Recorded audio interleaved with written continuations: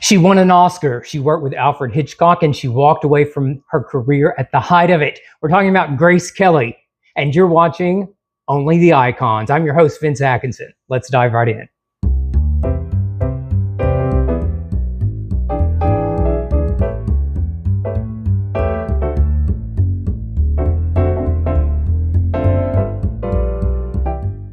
Grace Kelly, she wasn't only a movie princess, she was an actual princess, a real-life royal.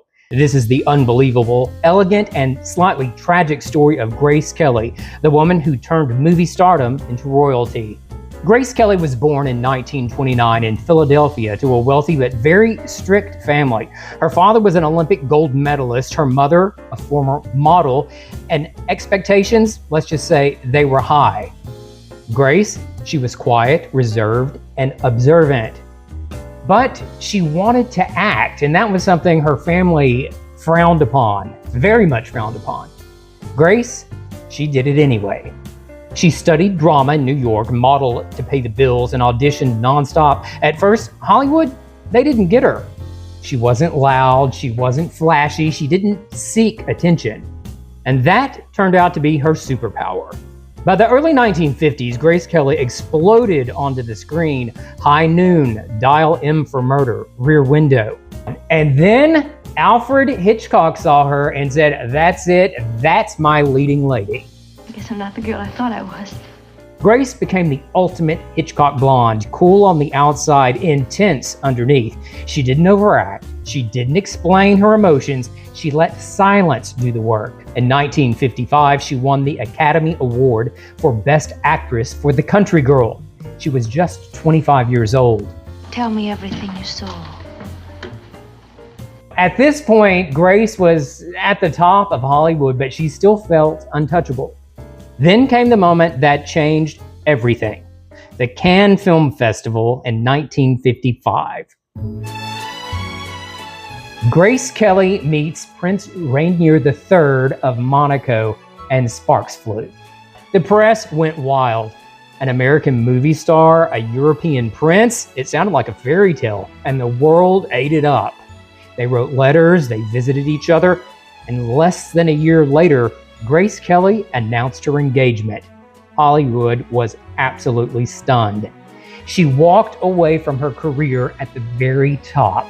She walked away from the fame, from the movies that made her a legend. So the big question is why? Because becoming a princess wasn't just symbolic, it meant no more acting. And Grace accepted it. I know it. A lesser man would have told me it was one long holiday. In 1956, Grace Kelly married Prince Rainier in what was called the wedding of the century. This meant Grace Kelly was now Her Serene Highness, the Princess of Monaco.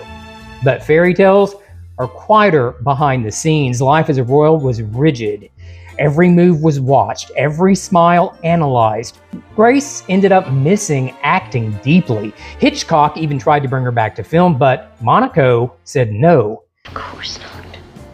Still, she reinvented herself. She became a humanitarian, a fashion icon, a symbol of elegance and restraint. Her style still inspires designers today.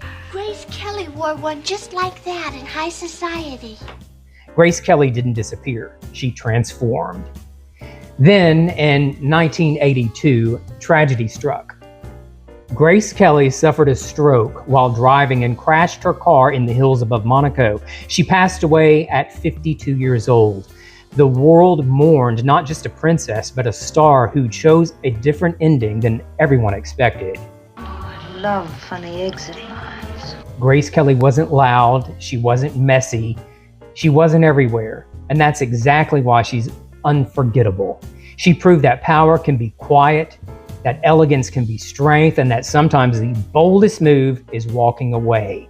She didn't just play royalty, she became it. Whether you're watching at home or on the go, all of us here at Only the Icons want to thank you for your viewership. We can't do it without your support. Be sure and look for new episodes every Sunday and Wednesday. And until next time, make it a great day.